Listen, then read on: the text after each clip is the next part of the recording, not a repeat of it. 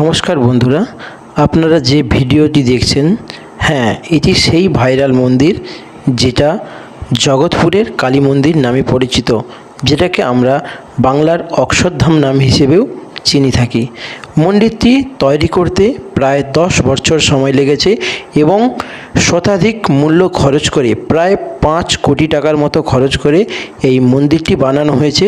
মন্দির কর্তৃপক্ষকে অনেক ধন্যবাদ আমাদের দিকে এত সুন্দর একটা মন্দির উপহার দেওয়ার জন্য। তো যে বন্ধুরা আমার ভিডিওটা দেখছে, আমি চাইবো পুরো ভিডিওটা দেখো এবং মন্দিরের ভেতরে অসাধারণ সুন্দর যে দৃশ্য রয়েছে, ভিডিওটা স্কিপ না করে পুরো ভিডিওটা দেখো, অবশ্যই ভালো লাগবে। আর যদি ভালো লাগে একটা লাইক এবং সাবস্ক্রাইব করতে অবশ্যই ভুলবে না।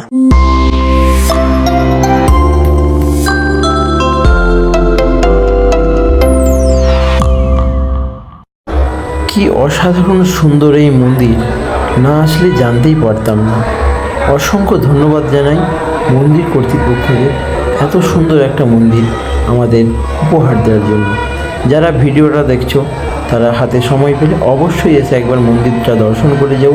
মায়ের মন্দিরের ভিতরে 3টি গর্ভগৃহ করা হয়েছে, যেখানে ডান দিকে রয়েছে দেবাদিদেব মহাদেব এবং বাম দিকে রয়েছে মা শীতলা, এবং মূল গর্ভগৃহে মা অবস্থান করছেন।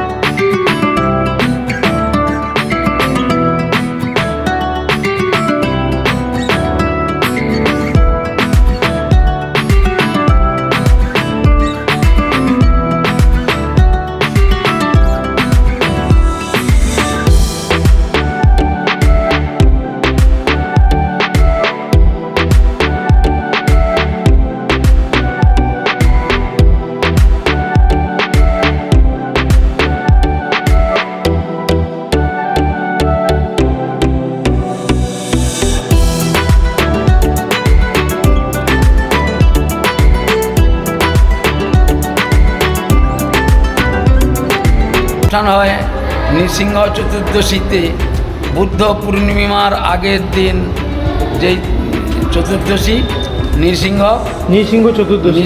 চতুর্দশীতে। আচ্ছা, ওই সময় বৈশাখ মাসের শেষে আর জ্যৈষ্ঠ মাসের প্রথমে তিথি অনুযায়ী পুজো পাঠ হয়ে থাকে।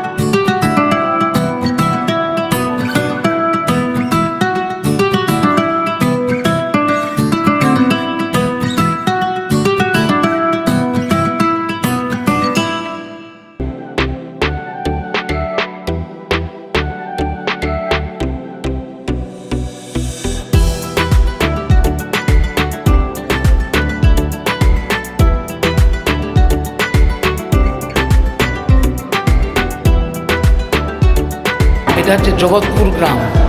মহিষাদল মহিষাদলের মধ্যে জগৎপুর গ্রাম।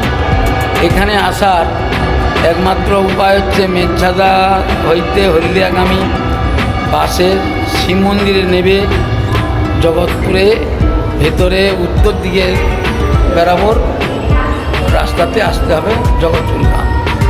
এখানে মন্দিরগুলোর টাইম হচ্ছে সকাল 7টা থাকতে 1টা পর্যন্ত মন্দির খোলা থাকে। তারপর বিকাল 4টা থাকতে 8-8:30 পর্যন্ত মন্দির খোলা থাকে। কিন্তু কেউ যদি পুজো দেয় কিভাবে কি দেবে? এখানে ডালি কি সব পাওয়া যায় আপনাদের এখানে? দুটো মিষ্টির দোকান রয়েছে, এখানে সব মিষ্টিপত্র ভোগ নিবেদনের জন্য সব কিছু পাওয়া যায়। আর আমাদের এখানে ভোগের ব্যবস্থা রয়েছে। ভোগের জন্য দুরকমই ব্যবস্থা আছে, এক আমিষ আর এক হচ্ছে নিরামিষ। আচ্ছা, নিরামিষই হচ্ছে 70 টাকা এখন পর্যন্ত নির্ধারিত হয়ে আছে। তারপর আমিষ যেটা হচ্ছে সেটা হচ্ছে 110 টাকা। কখনের মধ্যে আপনাদের দিকে ওটা জানাতে হবে? যখন কেউ আসবে, ধরুন কেউ 12টার সময় আসবে, সেক্ষেত্রে কি সে প্রসাদ না, পাবে? ওই মুহূর্তে পাবে না। সর্বনিম্ন আপনাকে কটার সময় আসতে হবে যারা ভক্তরা যদি আসবে? খুব অল্প 2-4 জন হয় তাহলে 8টার মধ্যে জানাতে হবে।